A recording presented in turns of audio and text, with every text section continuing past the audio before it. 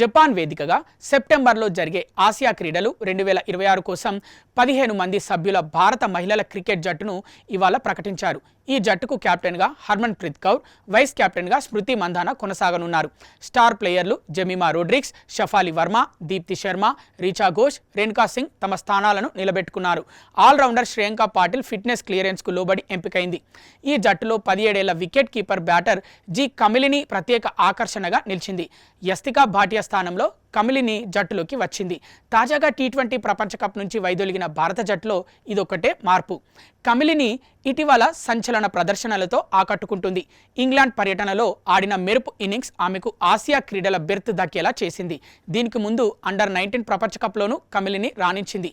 ఈ ప్రదర్శనల కారణంగా WPL బెర్త్ కూడా దక్కించుకుంది. 2025 వేలంలో కమిలిని ముంబై ఇండియన్స్ ₹1,60,00,000 దక్కించుకుంది. ఈ సీజన్ వేలానికి ముందు మరోసారి కొనసాగించింది.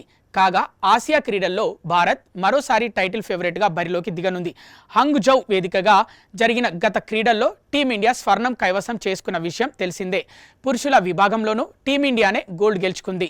ఆసియా క్రీడలు 2026 కోసం భారత జట్టు హర్మన్ప్రీత్ కౌర్, స్మృతి మంధాన, షఫాలి వర్మ, జెమిమా రోడ్రిగ్స్, దీప్తి శర్మ, రిచా ఘోష్, జి కమ్లిని, భారతి పుల్మాలి, శ్రీ చరణి, రేణుకా ఠాకూర్, క్రాంతి గౌడ్, అరుంధతి రెడ్డి, శ్రేయాంక పాటిల్, రాధా యాదవ్, నందిని శర్మ ఉన్నారు.